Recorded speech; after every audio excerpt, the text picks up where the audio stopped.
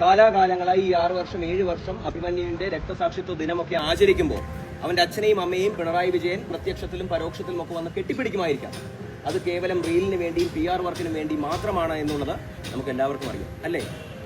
ഈ കഴിഞ്ഞ 6 വർഷവും അഭിമന്യുവിന്റെ നമ്മളെല്ലാവരും കാണുന്ന ഒരു വലിയ പ്രതിഭാസമാണ് പിണറായി വിജയൻ എന്ന് പറയുന്ന പരുക്കനായിട്ടുള്ള യാതൊരു വിധമായിട്ടുള്ള മമതയുമില്ലാത്തൊരു മുഖ്യമന്ത്രി അഭിമന്യുവിന്റെ അച്ഛനെ കാണുമ്പോൾ, അവരുടെ പാർട്ടിയുടെ രക്തസാക്ഷിയുടെ അച്ഛനെ കാണുമ്പോൾ, മാതാപിതാക്കളെ കാണുമ്പോൾ ചിരിച്ചുകൊണ്ട് ഹൃദയത്തോട് ചേർന്ന് നിർത്തുന്ന ഒരു വലിയ പടം, ഒരു പിക്ചർ എല്ലാ മുഖ്യധാരാ മാധ്യമങ്ങളിലും ഉണ്ടാവും.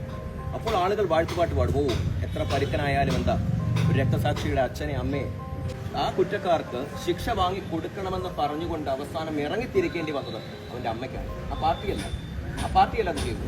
6 വർഷം നീണ്ടു വന്ന ഒരു കേസിൽ ഈ പറയുന്ന ഹൈക്കോടതിയെ സമീപിച്ചത് ആ അഭിമന്യു എന്ന് പറയുന്ന ചെറുപ്പക്കാരന്റെ അമ്മയാണ്. ഇവർക്ക് വേണ്ട വിധത്തിലുള്ള ശിക്ഷ നടപ്പാക്കി കൊടുക്കണമെന്ന് പറഞ്ഞു വന്നത് എന്റെ അമ്മയെ.